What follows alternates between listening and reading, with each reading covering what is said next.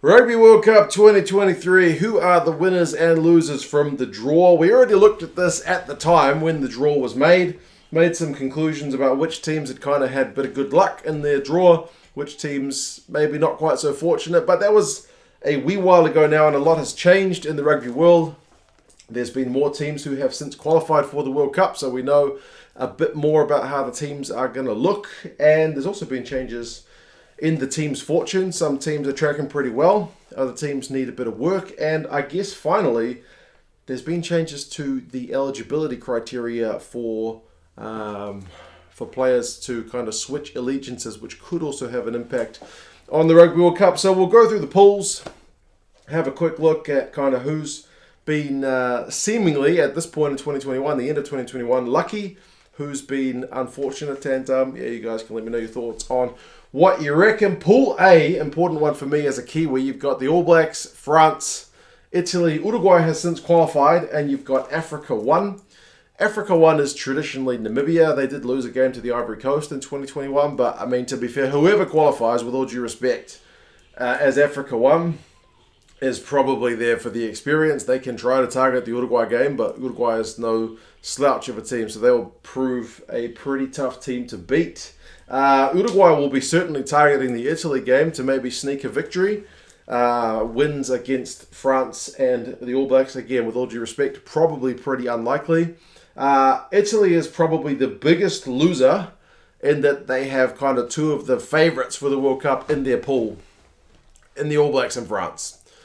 France at home is going to be tough for anybody, let alone Italy. Again, all due respect. And Italy haven't beaten the All Blacks ever. So it seems like a bit of a tough mountain to climb for the Italians. France and New Zealand can maybe think of themselves as winners, as the two of them should qualify. If either of them misses out, it would be an absolute disaster. So it's kind of seemingly who's going to go through top and who's going to go through second from Pool A. All Blacks have never lost a pool game as far as I'm aware. France are at home. They beat the All Blacks in the autumn for 2021 and a really good victory for them. So there's a lot to play for in that one. But in all likelihood, the winners are the All Blacks and France. Italy probably the biggest loser. And if they lost to Uruguay, it'd be a disaster for them. That's kind of the game they need to take. Italy need to get 2 wins and then just try their darndest to get something out of the 2 big games. I mean, stranger things have happened in sports, but it just seems like a pretty tough ask for the Italians. Pool B, certainly looking like the strongest pool as we sit here in 2021. Because, I mean, like Pool A, you got the All Blacks who are second in the world, France who are 5th, and then France, I guess, who are at home a bit elevated. Then you got Italy who's like 14th. So there's not, to be fair, there's not like kind of 3 teams within the top 10. Whereas you got South Africa, who's 1st in the world, as we sit here. Ireland, who's 4th, and then Scotland, who's 7th. So you got 3 teams in the top 10. And only Pool D also has that, but certainly the rankings for what they're worth are higher in Pool B. So Pool B looks like a pretty tough ask. You've also got Europe 2, who will probably be Romania or Spain or Portugal or someone like that. Asia Pacific 1 in all likelihood will be Tonga. And that's maybe one area where this pool gets a little bit stronger with the fact that players who used to play for the All Blacks, mostly, potentially like Australia, who haven't played for those teams for 3 years come 2023, the likes of a Charles Piutau, will be eligible for Tonga. So Tonga could field a stronger team in 2023 than what we saw in 2019. So that could make it for this Pool B fixtures list, 4 pretty tough games. Obviously, Europe too. I mean, Romania did give, if they were to qualify, did give Argentina a bit of a scare in Romania a while back. But it certainly could be tough. South Africa is certainly going to be the favourites from that pool, and Ireland at a Rugby World Cup, they're certainly peaking well now as we sit here. Are they going to dip, or are they going to be able to continue that form is always the question. I would say Scotland is probably the loser of the pool. Scotland certainly would have rather be facing Wales or maybe Japan as their kind of top and second team in their pool, but they had Japan in their pool last time, albeit as hosts, and that kind of didn't work out well. I guess one of the toughest things about this pool as well is first in Pool A meets second in Pool B, and second in Pool B meets first in Pool A. So you could potentially get All Blacks South Africa in a quarterfinal. You could get All Blacks Ireland again. You could get South Africa France. There's a few pretty major looking quarterfinal games between Pool A and Pool B, to be honest. But you can't look too far ahead. You've kind of got to just start with your pool. Obviously, South Africa and Ireland will be the favourites to get out of the pool. But as I said, Tonga's going to be a stronger side than what we are used to seeing at Rugby World Cups. And Scotland, I don't want to talk them down because, they had more guys in their British and Irish Lions squad this year than they have had for a very long time. So Scotland is certainly a side that you can't afford to write off. So I think Pool B, as we sit here at the moment, looks like the toughest of the pools, getting tougher with Tonga's addition of those potential former All Blacks and whatnot.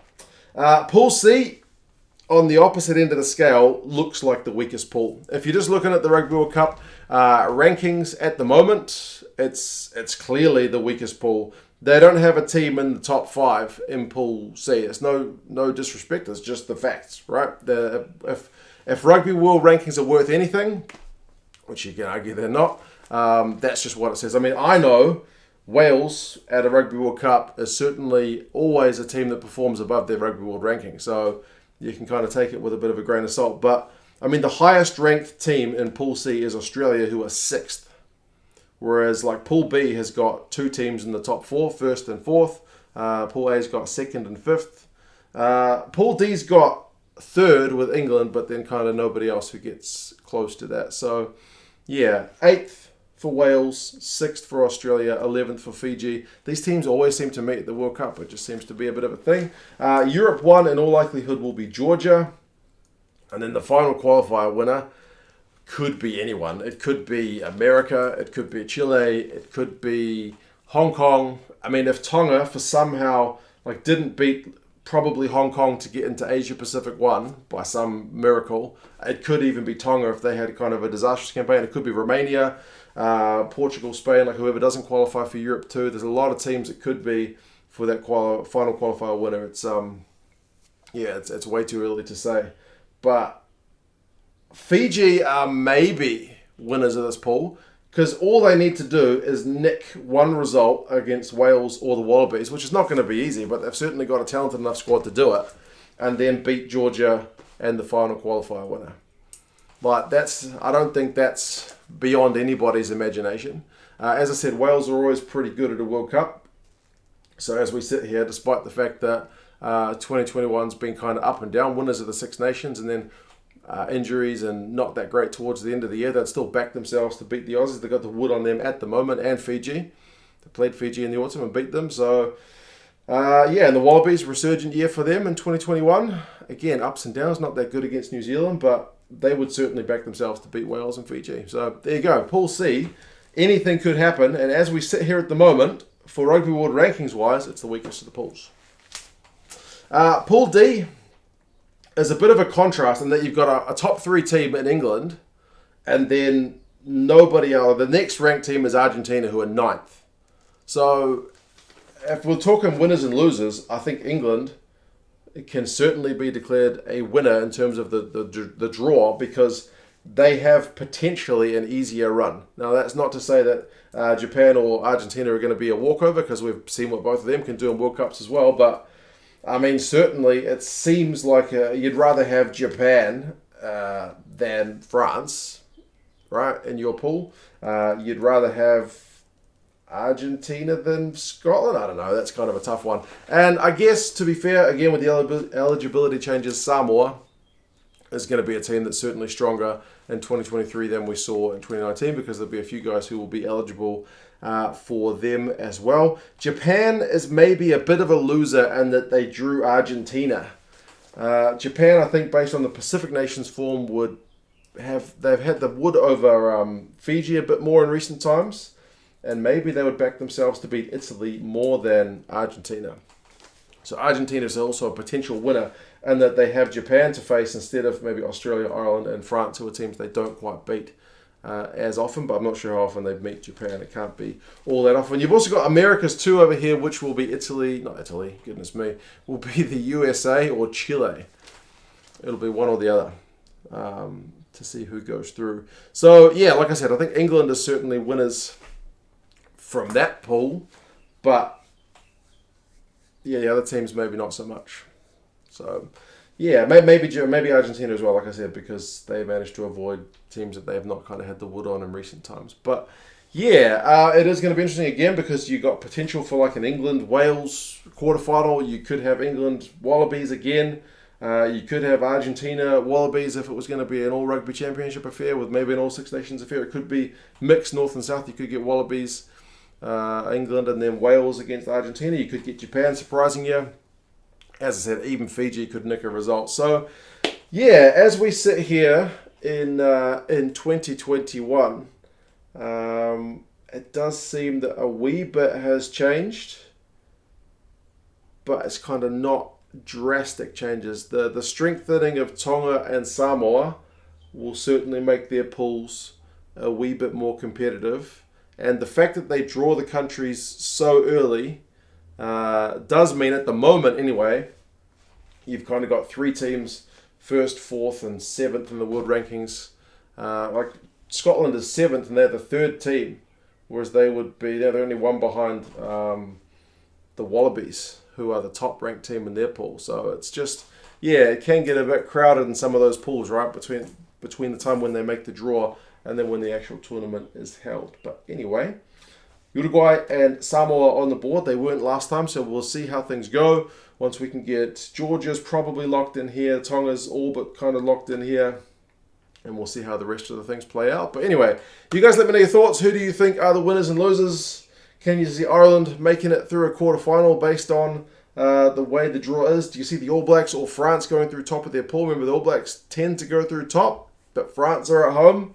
Who's the favourite in Pool C? Do you equally share my optimism that Fiji could potentially nick a game, even if it is unlikely? And can you see anyone but England going through top of Pool D? You guys let me know your thoughts, and I will talk to you guys again soon. See you later.